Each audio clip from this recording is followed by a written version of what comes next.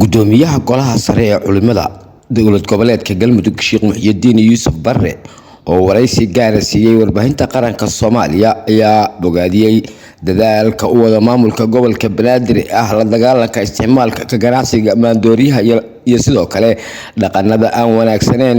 waxaa Sheekh Muxyidiin Yuusuf Barre uu ugu baaqay dhammaan maamulada ka jira dalka inay u istaagaan sidii wax looga qaban lahaa dhibaatada maandooriyu ku haya dalka oo uu sheegay inay tahay mid xad dhaaf ah.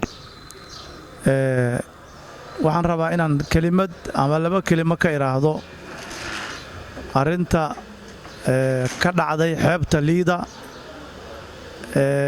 oo hormuudka ka ahaa gudoomiyaha gobolka Banaadir.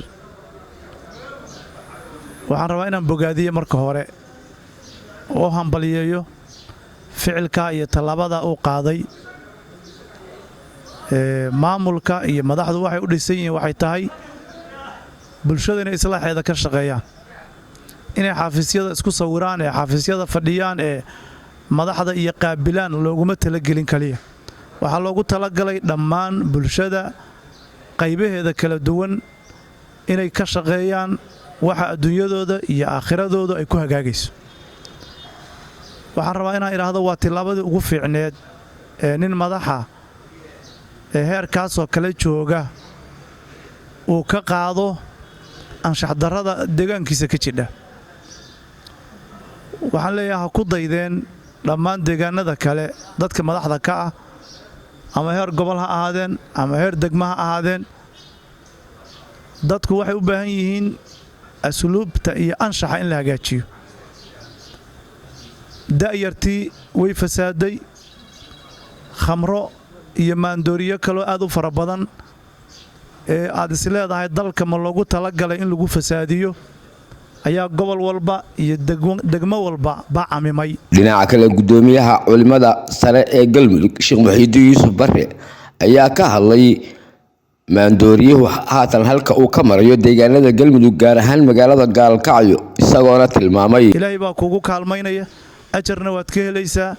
tilabada aqaado kalena waxa u baahan meesha hadda anigu aan ka hadlay Galmudug oo dhan baa u baahan, Gaalkacyo gobolka Mudug baa u baahan, gaar ahaan Gaalkacyo u baahan. fidnada ka jirta ilmihii waxay marayaan heer waxbarashadii ay ka dhacaan ee cunug waxbarta la yahay. nin walba wuxuu ku mashquulay wax akhlaaqda fasaadinaya, waxaan maslaxa ku jirin, darogadii baa meel walba la taagan yahay. aad iyo aad baad u mahadsan tahay mudane gudoomiye.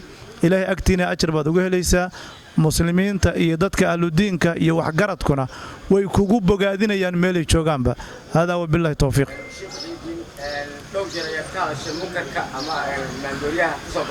waxaan moodaa haatan Gaalkacyo in maalinta ka dambaysa ay ka sii darayso iyadoo khamri qaarkood dukaamo lagu iibiyay ay Gaalkacyo ku yaalaan. arrintaasi maxaa keenay wax laga qaban waayo?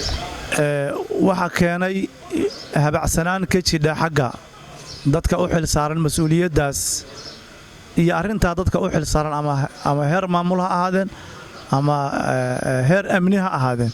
habacsanaan ka jidha iyo isxilqaan la'aan ka jirta ayaa keentay.